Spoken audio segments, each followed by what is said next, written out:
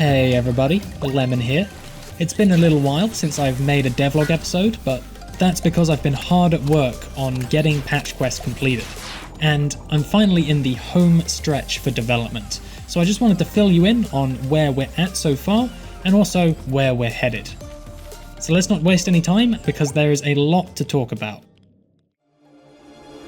I've created two entirely new zones since the last video, the Crystal Zone and the Rust Zone. So in Patch Quest you can tackle the zones in pretty much any order you like, but for these two I really wanted to make them more difficult than the other zones and therefore come later in the game. And so the way that you reach them is fairly well hidden. In terms of the world map, they go in between the coast and the desert zones. And this made a bit of a design challenge since obviously desert and coast are kind of polar opposites. The Crystal Zone contains a wide variety of minerals and colours.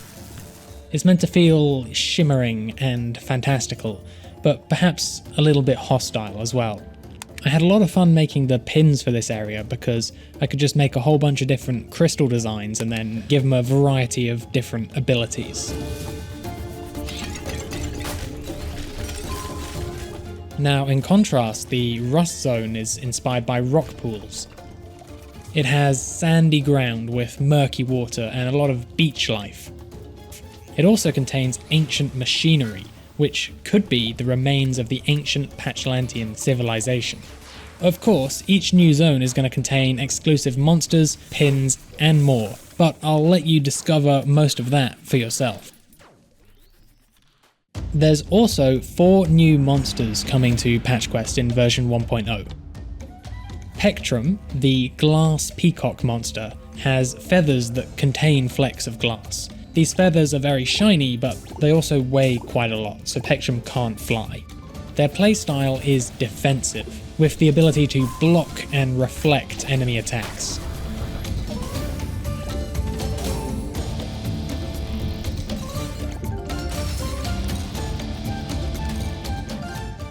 Scorpenter, the tool-using scorpion monster, is right at home in the Rust Zone, among all of the broken machinery. He has little built-in goggles to keep the sand out of his eyes.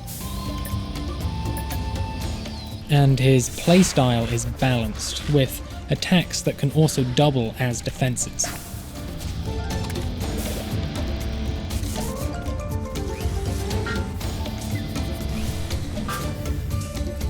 Clanger, the scavenging kangaroo mouse monster, hops around on 2 legs, which frees up its hands for mischief. Clanger's passive ability lets him hop over hazardous terrain without being afflicted by it, so long as you're not also shooting or using skills at the same time. And their playstyle is evasive. They have a lot of mobility, and they're the only monster that can both tunnel and also jump. And finally, Ramba is a tarry sheep monster that grows an oily coat to shield its shiny, bald head. Ramba's playstyle is very melee focused because it can use its hard head as a weapon. I don't want to say too much more about these new monsters because I want to let you figure out their skills on your own. And I think you'll have a lot of fun with these new additions because I know that I've had a lot of fun making them. So I've also altered the way that charms work in the game. Charms are the different kinds of power-ups that you can collect while you're on a quest.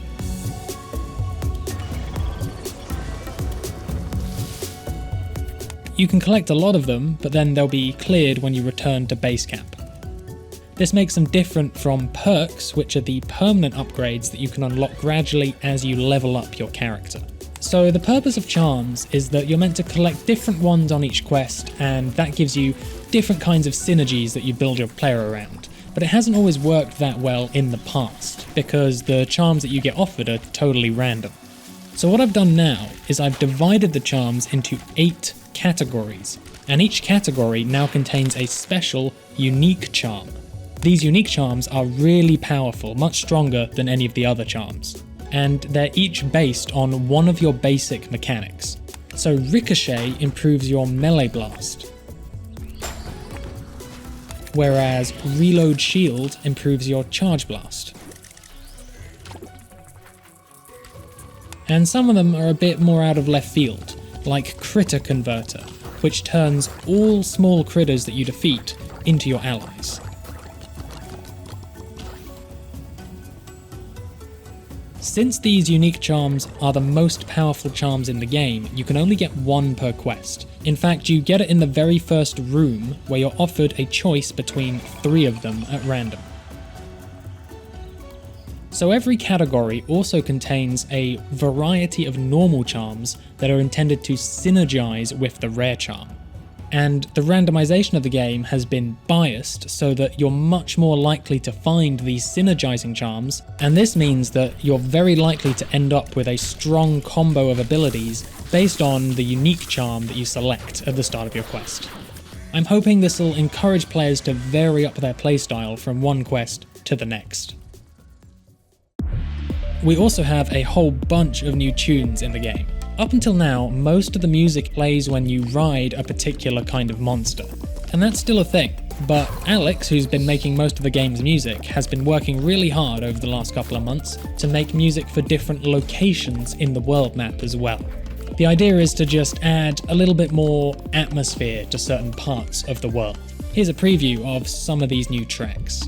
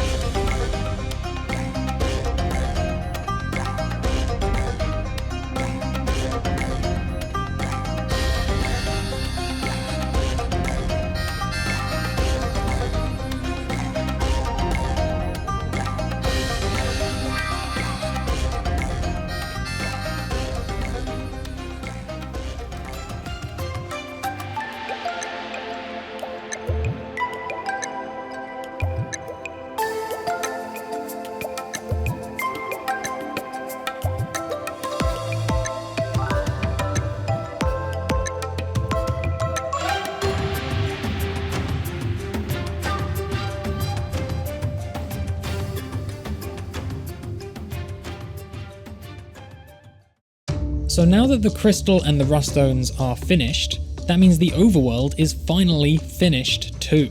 I'm really proud with how all of this has come together. It's taken a while, but this interconnectedness between all the different locations has been a really important part of Patch Quest for me. It's something that I've been building towards for years now. And as I've added different zones, it's become harder and harder to achieve that because of all of the gates and switches and doors and zigzagging shortcuts. But look at how far we've come. Patchlantis has become a really cool place to explore. And of course, I have to thank all of you for helping me build this. We're getting to that point where the game is in a really good and robust spot content-wise. So now we've got to make sure it's all working properly. So one of my main focuses now is exactly that. Once October rolls around, we want to make sure the experience is as smooth as possible. So we're going to try and find and fix as many bugs and issues as we can. And balancing is also something we're going to play with. And even after launch, I'll be listening to what you think and adjust as necessary. But even now, I'd like to make sure there's that level of fairness and playstyle variety that roguelikes are known for. And I can also reveal that Patch Quest now has a publisher. Over the past couple of months or so, I've been working with Curve Games to help me out with marketing, community management, QA, and some other parts of the release process. It's been really great working with Curve. I can tell that the people who work there are really passionate about indie games and about lifting up some of the smaller voices in the indie game scene. So all of this means that the pre-release era of Patch Quest is finally coming to a close.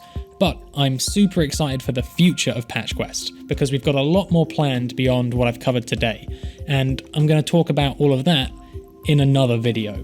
For now, if you haven't already, please follow Patch Quest on Twitter and add the game to your wishlist on Steam. This really helps us out more than you know. Also, the Patch Quest Discord is a really exciting place to be right now, so if you want to get to know the community, then feel free to join the conversation. Thank you all so much for following this journey and for helping build Patch Quest into what it is today. There's a lot more to come, so stay tuned.